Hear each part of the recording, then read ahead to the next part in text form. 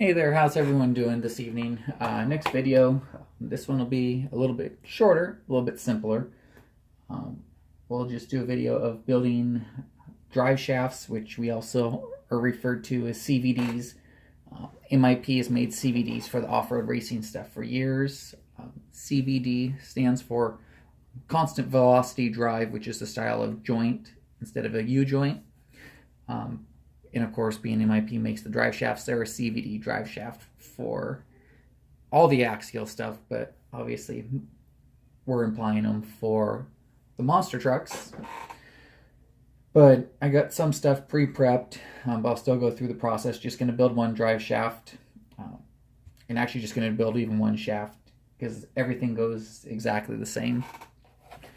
You definitely need Loctite in this application for diff grease or for grease for the joints.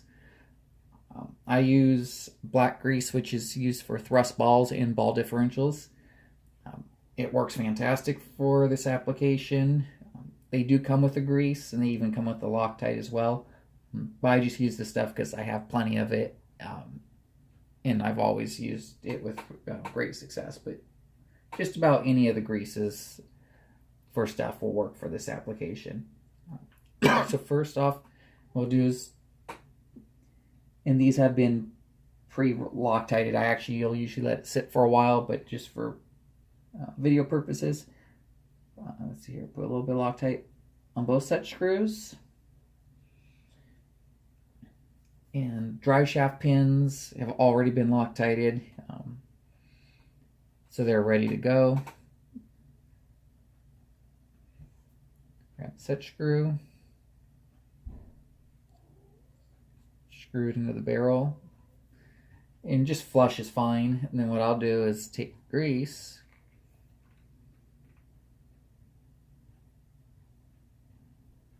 put a nice little blob, nothing too much, and then I'll take it, my finger, and I'll spin the barrel so it's completely coated. Excessive, it's going to come off if you go excessive, so no reason to, because the fitment's so tight in the joint itself. Slide it in. As you can see, there's excess. I just wipe it off that way. The pin on these has a flat spot. Their smaller ones do not, but it makes it easy for it to lock in. What I'll do is try to make sure the set screw's on the right side. Just makes it easier. Drop it in. Make sure the pin's flat. Sometimes you have to work it a little bit so everything lines up. And I'll even back the set screw off a little.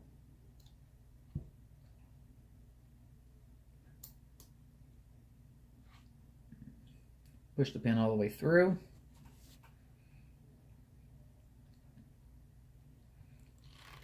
And as you can see, I put quite a bit of torque on these. You do have the Loctite, but you don't want them coming loose, obviously. And then if everything's machined right, which with MIP, that's to be expected generally, you never see an issue. It'll spin perfectly free and smooth. And you're ready to do the next part. Drive shafts, the way we set them up, like if this is a rear drive shaft, transmission would be here. We would run the slide, the outer piece here. This way, as dirt's getting kicked up from tires going this direction towards the rear of the truck, if you had it this way, dirt's going to try to get in the splines, and then you're going to start to get bindage. And it's going to start causing excessive wear. You run it this way, whether it's front or rear of the truck, with the front being up here, all the rooster tail is going to go. It's going to slide off the shaft. Nothing's going to affect your splines, and you don't have to worry about anything. We absolutely recommend these drive shafts over anything else for the fact that the MIP drive shafts are incredibly strong, and the reliability of them is second to none. You're not going to have to worry about anything running these drive shafts. You can throw as much power as you could possibly create Don't have to worry about it. And really the only place you're going to have any wear, and we've only replaced one set of drive shafts in one of our trucks in 2 years, and it was my personal truck. It was the ones that was run under the hang time chassis, because that's been the workhorse of the fleet more than any of them. The opening in the drive shaft started to open up after a year of continuous use, with a lot of power that I run in my trucks too. I actually run more power than what I would ever recommend for anyone to do.